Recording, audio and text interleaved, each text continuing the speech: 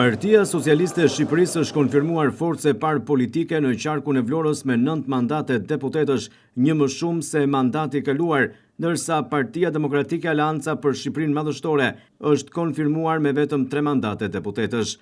Në qarkun e Vlorës, Partia Socialiste e Shqipërisë arriti që pas zgjedhjeve të 11 majit të grumbullonte gjithsej 53.253 vota, apo thëndryshe 58.72%, ndërsa Partia Demokratike Aleanca për Shqipërinë Madhështore në qarkun e Vlorës u rendit si forca e dytë politike dhe në këto zgjedhje arriti të grumbullojë 24.134 vota, apo thëndryshe 26.62%, ndërsa forcat e tjera politike, të cilat ishin edhe surprizë e këtyre zgjedhjeve, edhe pse morën vota në qarkun e Vlorës, nuk morën aq sa të fitonin një mandat deputeti. Kështu, koalicioni Nisma Shqipëria Bëhet ka grumbulluar në rang qarku 4.905 vota, apo thëndryshe 5.41%, ndërsa Partia Mundësia 4.539 vota, thëndryshe 5.01%, ndërkaq përsa i përket Bashkisë së Vlorës, koalicioni Partisë Demokratike Aleanca për Shqipërinë Madhështore ka arritur të marrë 12.521 vota,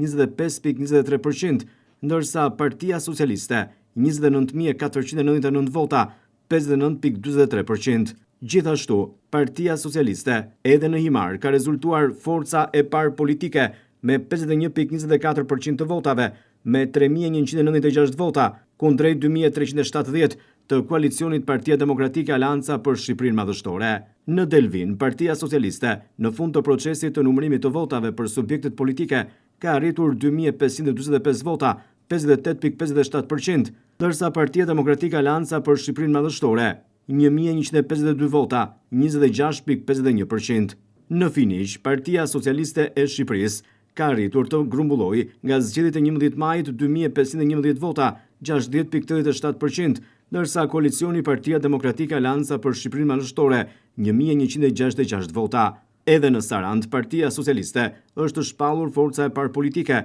me 7.958 vota, ndërsa koalicioni Aleanca për Shqipërinë Madhështore 3.729 vota. Në Selenic, Partia Socialiste ka arritur të grumbullojë 5.295 vota, ndërsa koalicioni Partia Demokratike Aleanca për Shqipërinë Madhështore 2.020 vota. Në Bashkinë e Vlorës, që është edhe bashkia qendër qarku, Partia Socialiste arriti të marrë 29.499 vota, ndërsa Partia Demokratike Aleanca për Shqipërinë Madhështore 12.521 vota.